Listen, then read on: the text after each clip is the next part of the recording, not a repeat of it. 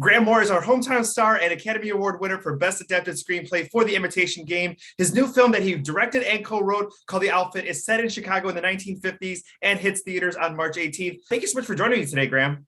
My pleasure. It's such a thrill to be back in Chicago, to be back home where I grew up and where this movie's set. I love the film. Let's talk a little bit about the plot and how your grandfather inspired the story. Yeah, growing up, I was really, really close to my grandfather. My parents split up when I was about 7, and my mom's dad just became this huge kind of father figure in my life and my brother's life. Some of my first experiences of ever going to the movies were with my grandfather. He's, I think, the person who first taught me how to tie a tie when I was a kid. I think my grandfather was the gentlest, kindest man maybe I've ever known in my life. He was a doctor with a kind of corner, small town family medical practice. And one of his patients was the notorious mobster, Jerry Katina. This was always this sort of subject of family fascination and horror. How could someone as kind and gentle as my grandfather have this patient who is this vicious killer? My grandmother would always come to him and say, how can you let this murderer through the door? And my grandfather would always say, oh, no, what he would say, I remember this so vividly. He'd go, he's never been anything but a gentleman to me. And I was always kind of fascinated by, what conversations must they have had behind closed doors? What's it like to be this kind of decent, upstanding man like my grandfather working in the service of someone to be a monster? I do want to talk a little bit about the film. No spoilers, but in the beginning, Mark Rylance's character says, you can't make something good until you understand who you're making it for, which I think is just a powerful statement. Is that a motto of yours that you put into the script? Or, tell us a little bit about that line, because it hit me so deeply right here. Oh, gosh, I'm so glad to hear that. And yes, I'm glad you picked up on it. It's funny, in the film, it starts with Mark Rylance's character, who's this master kind of suit maker, building a suit. And we have all this voiceover where he tells us about the process of building a suit. It's all extremely accurate. I had spent a lot of time studying with real suit makers. Mark, as an actor, spent a ton of time training with real suit makers, learning how to do this himself. And so as we have this voiceover, as he describes the process, it's funny, as we were sort of going about the filmmaking process, about making the movie, I would hit moments of doubt sometimes. What do we do next? What's the right move here? And I kept finding that whenever I had a question, the voiceover itself, the character would give me an answer. He would say, this is how you make something good. He has his voiceover, he's talking about how to make this suit. And in fact, he could be our guide to the whole process. He has all these lines throughout the film about how he does what he does, about how he makes wonderful things, about how he approaches making something, about how he deals with the idea of imperfection, about how he has to understand, as you're saying, the person he's making something for before he knows how to make something for them. And it was sort of amazing to be able to let the process of suit making kind of guide our process as filmmakers. Let's talk a little bit about Dylan O'Brien. He's from the East Coast, but he nails down that Chicago accent. Talk a little bit about, having him cast in this film and a dialect coach, or, how did he get this Chicago character so perfectly? Oh yeah, I mean, I'm such a big fan of Dylan's, and he's such a great, committed, passionate actor. And, because I'm from here, the Chicago accents were very important to me. I mean, I'd seen things before where people were sort of fumbling with Chicago accents. And so having them be extremely accurate was so important. So we had a great dialect coach named Kate DeVore. She's actually the head dialect coach at the Steppenwolf Theater here in Chicago.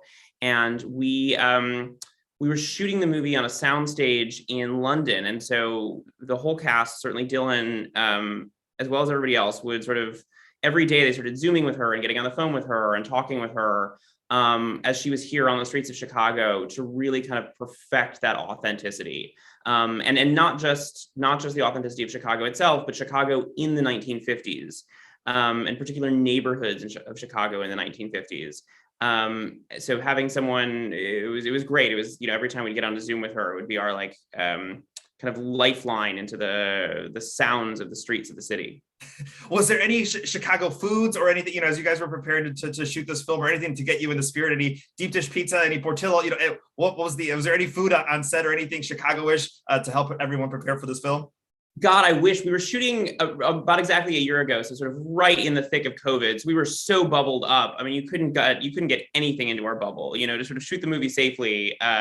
Nothing was going in and out of our production. We were quite safe. No, but it's funny. There's one joke in the script I remember about Red Hots, and we were like well into shooting before the English cast members came to me and said, "Oh, hey, quickly, what are Red Hots?"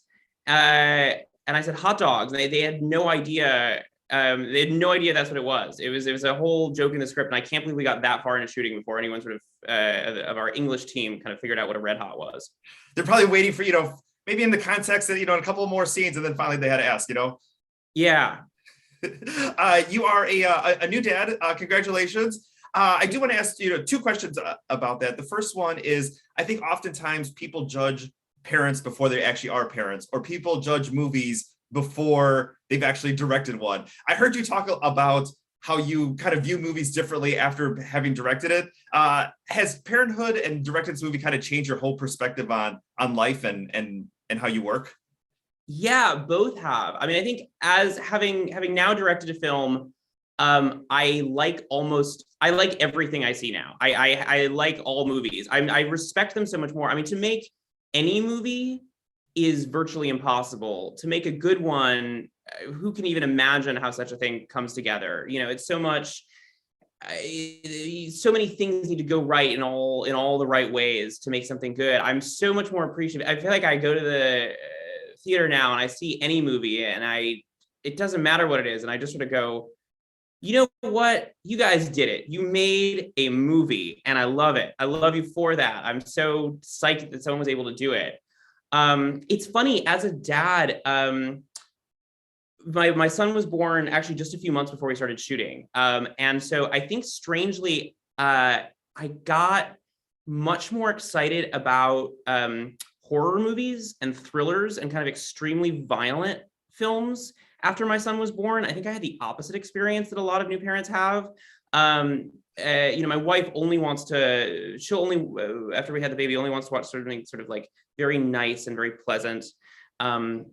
She calls it the Jurassic Park 2 threshold in our house. My wife can't watch anything scarier than the original Jurassic Park 2. That's the scariest film that can be put on a television in our house while she is awake. But then I found that when we had the baby, I think this film, I think the outfit kind of got a bit more violent and a bit more tense and a bit scarier because we had the baby. I don't know. I just felt drawn to this sort of like the sense of tension, and because of you see it over the course of the film. We would sometimes joke that the outfit starts as Phantom Thread and then ends as Reservoir Dogs. And it's sort of a journey between those 2 points. And I think the Reservoir Dog section certainly got ever more evocative after I had my son. After you had your son, obviously, just like Adele, we wait for the next project because, we waited a long time since the Invitation Game for this one. In a couple of years, are we possibly going to see, your mom worked for the Obamas? Might we see a story inspired by them? Parenthood, is any ideas of what you might be thinking about next? Yeah, there's something I'm typing away on with my co-writer Jonathan, with whom I wrote the outfit script right now, that we're really excited about. I like the idea of doing something a bit scary. That clearly seems really fun for me. And I sort of have this life where I go back and forth. I publish novels, and so I feel very lucky that I get to spend about half my time doing novels and half my time doing films. But I swear it will not be so long before the next film. I'm really, having directed this, I'll honestly tell you, it was such a fulfilling experience. But I didn't know how I was going to feel about directing a film. You sort of go into it, you can't know what it's like until you do it. And I went into it sort of feeling the sense of responsibility to do it, and a lot of eagerness to do it. And I genuinely didn't know if I was going to like it. And I found that I loved it. I just found it so deeply fulfilling to be able to take such responsibility for every single part of every single frame and every single sound you hear in the film. And there is nothing on earth I want to do more than get back on set right now. That is amazing. Final thing, real quickly here: stay weird, stay different. Obviously, a speech that through the years has resonated with so many people. It's get posted, very often on social media as well too. How does that motto still stick with you? And some of the response that you got, still get from fans. Oh gosh, it's been really lovely. It's funny that even now, that the speech at the Oscars was so much of a lark. I mean, I just did it, right? I didn't really plan it out. I didn't tell anyone I was going to do it. I probably should have told some people I was going to do it, but I didn't really think I was going to win, right? You never think you're never there going like, oh, I'm definitely going to win an Oscar. That sounds insane. Who wins an Oscar? Who gets to stand on a stage in front of all these cameras while Oprah hands you a golden trophy and you get to speak to 100 million people on television or something? It felt like just such a once in a lifetime opportunity. And I think, especially as a filmmaker, I was kind of very aware that this is a once in a lifetime thing. I'm never going to be on a stage like this again and have a platform like this. So I should use my 45 seconds in the lights to do something meaningful. And it matters so much to me now when I feel like people sometimes come up and say nice things to me about it it's always in the funniest places. It's like in the locker room at the yoga place where I go. Someone will always come up and be like, oh, hey, I just wanted to say, I love your Oscar speech. And I'm always sort of going, I just got out of the shower.